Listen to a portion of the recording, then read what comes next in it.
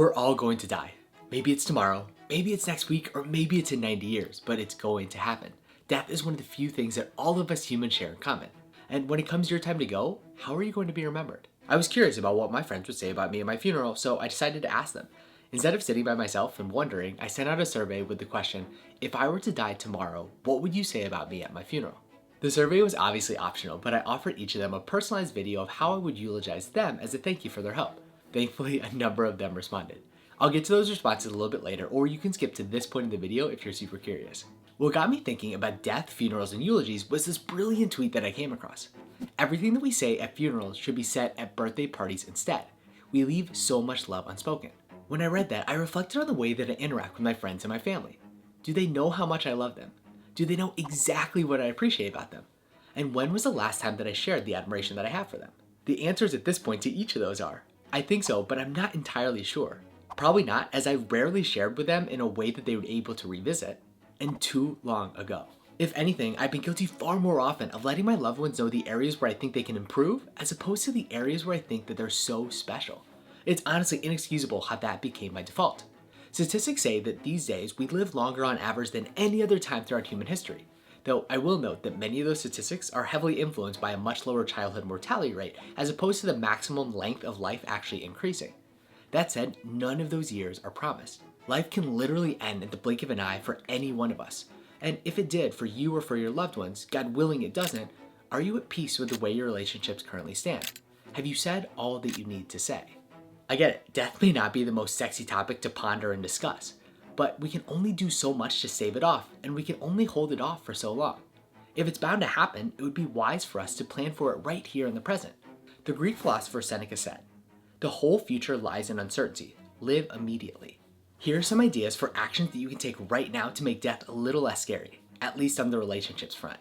End every interaction that you have with another person assuming that it's the last time you'll communicate. One time, that assumption is going to prove true. Write a letter to one of your friends and send it off today. It can be easy to put these sorts of things off until tomorrow, but what if tomorrow doesn't come? Record a video on the device where you're watching this right now, spreading love to one of your family members. We have the most amazing technology these days, but so often we don't use it to its fullest potential. If you decide to do any of these or even come up with some of your own, please don't hesitate to write those down in the comments below. So back to this eulogy survey. There was most certainly a selfish component with me asking my friends to do this. I wanted to both know how they felt and also have those feelings memorialized in a place where I could revisit them in the future. I think that we all have those days where we could use a little bit more love. Well, I won't speak for everybody else, but I certainly do.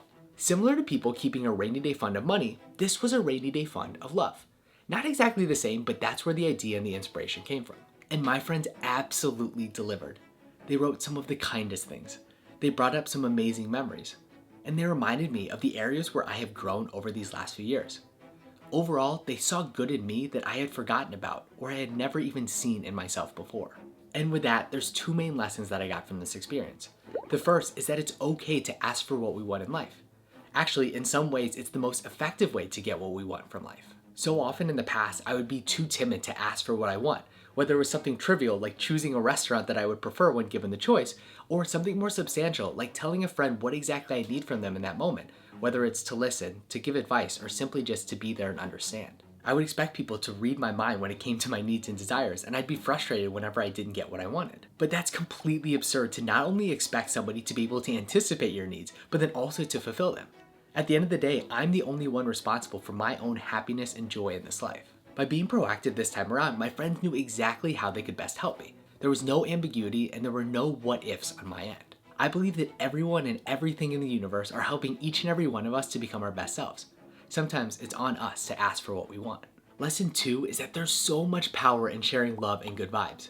We can take these feelings that, when kept within, probably at most just make us feel happy inside, but are so often forgotten in the busyness of life.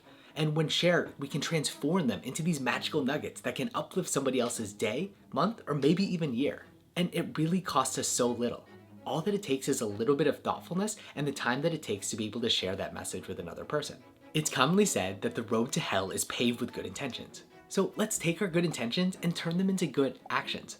Let's not be afraid to ask for what we want for in life. And let's share love and appreciation frequently and enthusiastically. After all, love and appreciation are some of the few things in the world that can only be grown and multiplied when shared with other people. If this sort of content vibes with you, I would encourage you to hit the subscribe button for more so we can continue this journey together. Either way, I'm sending you so much love, my friend. I hope that today you have the best day ever. Bye now.